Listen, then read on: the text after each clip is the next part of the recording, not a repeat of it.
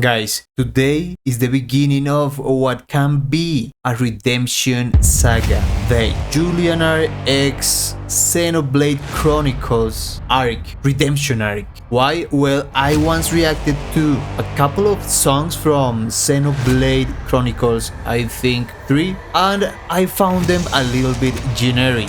Of course, some people, some haters in the comments thought it was an insult. Well, it turns out it's not an insult. Not because I care what people may think, especially haters, but because I would not speak badly of a colleague. You people have to understand that musicians, composers are people that are employed to satisfy the demands of an employer. So maybe, at least for that couple of songs, the employer, the Xenoblade people, developers, whatever, ask the composer/composers to do something generic, to do something that sounds very clearly and unmistakably to a Japanese RPG genre that I personally love. So there's no shame in that. You are just a working musician doing your job. So if you're actually down to seeing how this redemption saga unfolds, let me know in the comments. Songs from Xenoblade Chronicles 1, 2, 3, whatever, in order or not, you want me to react to. And maybe we can have that redemption, or maybe people will hate me just more. Maybe I'm exaggerating a little bit here. No one hates me. No one can. Let's get into this.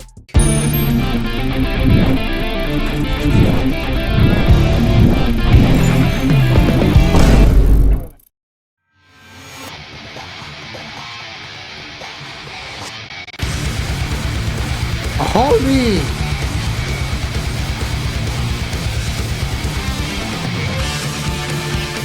Okay! First riff, Guilty Gear Strife vibes.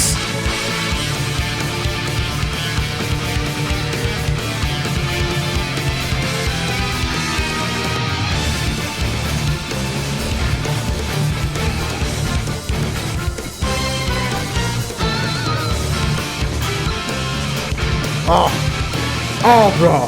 Oh, hell fucking yeah.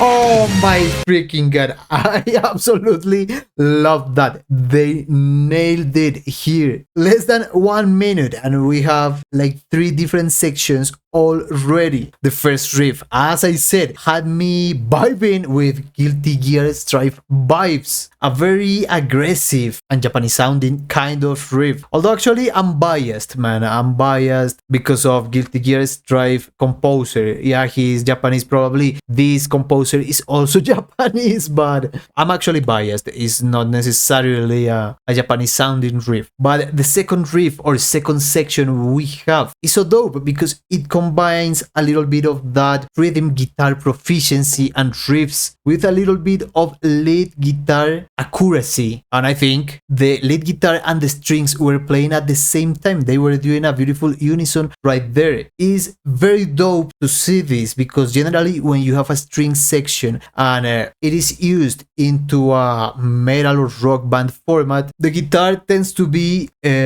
most of the times a rhythm guitar providing an aesthetic, right? A timbre, the timbre of distorted electric guitar, that raw that is needed, right? Sometimes it's also unison, but I love here that we have both of them. We have the rhythm guitar providing that texture, that roughness, and here we also have a lead guitar that is blending so freaking well with the strings section. It's like it's just one instrument, bro.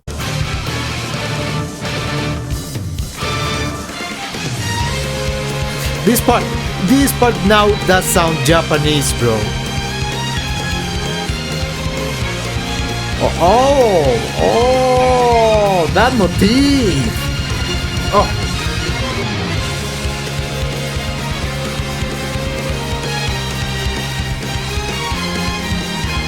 It's so nostalgic. It sounds like part of an adventure, right? The struggling and emotional part of any adventure.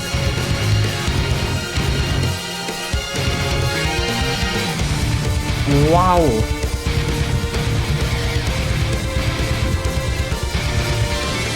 Woo!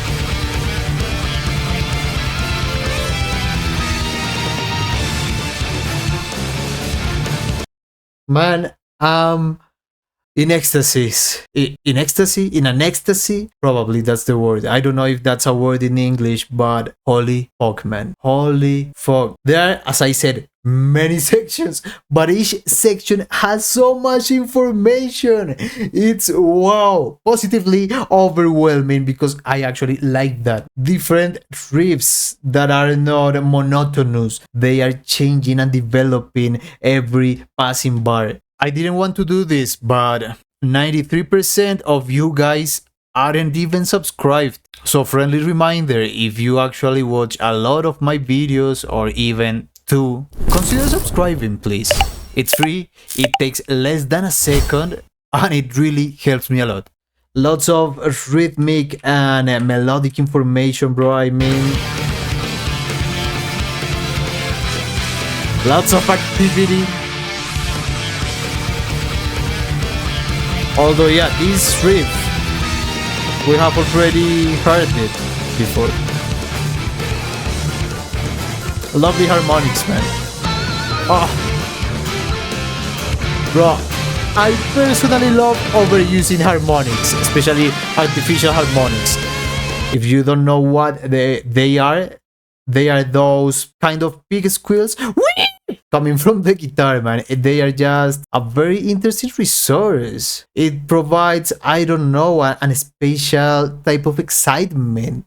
They are just hype made sound.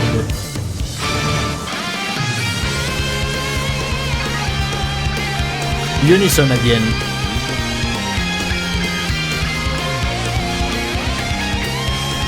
Oh, not necessarily unison.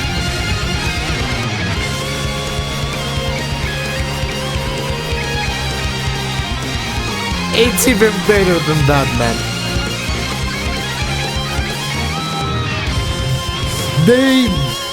It's a freaking guitar solo supported by a background of string instruments, of violins. Wow, that is absolutely lovely, man, and even more impressive. That is a technique that is used a lot in jazz, having a background, but in that scenario is a brass section doing very punctual parts, very punctual melodies, very punctual motif-oriented rhythmic melodies to supply some sort of accompaniment, melodic accompaniment for the soloist. But here we had the string section doing so. That is dope because you know that strings, violins, etc. are always a very epic sounding resource. Although I would have liked that the volume of these strings would have been a little bit lower, a little bit quieter, because they were at sometimes louder than the actual guitar solo. Just a little bit. I can understand that the composers wanted that the strings were really present, and I respect that obviously, but I really feel that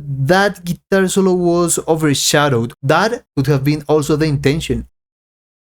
It's just me that I have in my head that solos should always be up front, in the very, very first plane.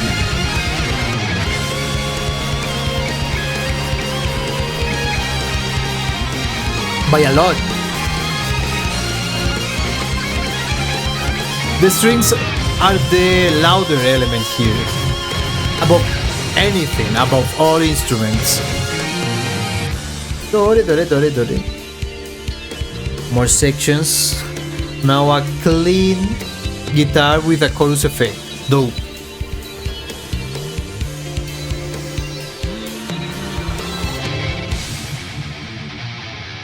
And the riff. The banging riff again. Aha!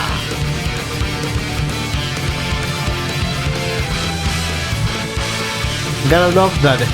Those bends. Plus those hits.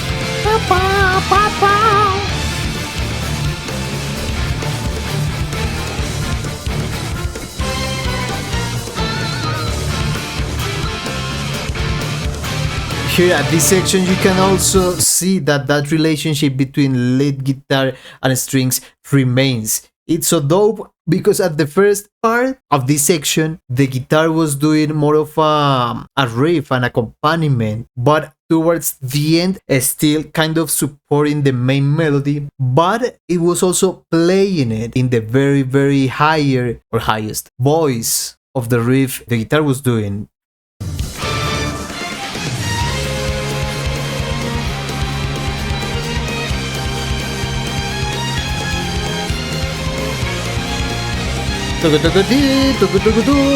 Exactly. Very solid track, actually.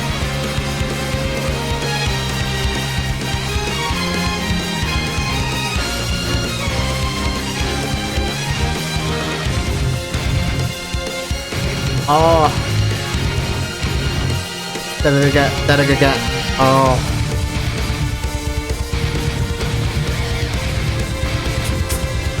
It's very interesting, man. I wonder, are we just going to repeat every section until the end, or...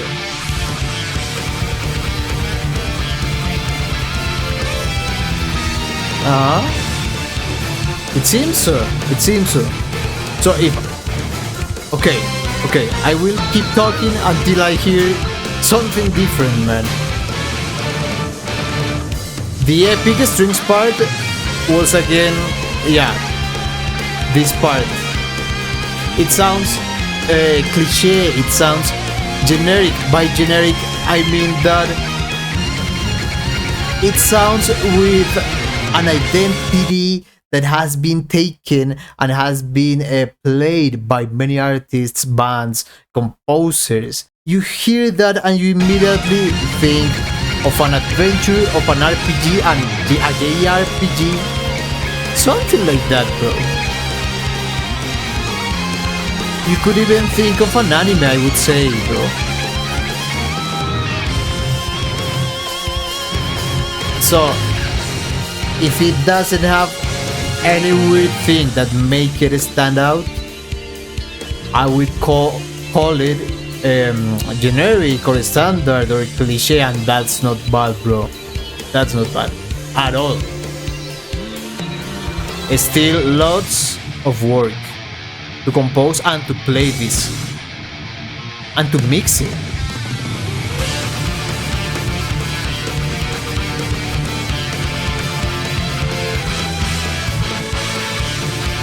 You know, maybe it's actually my fault, because musicians, we are fucking assholes, bro. Although I don't want to badmouth anyone, actually.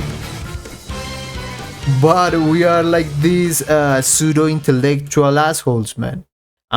Because we were taught every kind of music, it's cliches, we had to learn them. We are usually looking for something that breaks those cliches. Or maybe if we aren't even looking for them, you will always have ears wide open searching for them. It's crazy. Well, this was a short one, guys. Once again, I dare you, if you want me to keep delving into Xenoblade Chronicles soundtrack, please let me know about your suggestions, guys, because, well, I don't want nor like spoiling myself. And I mean, you guys are the experts on this freaking soundtrack, so I trust you. Thank you for watching and hanging around. Peace.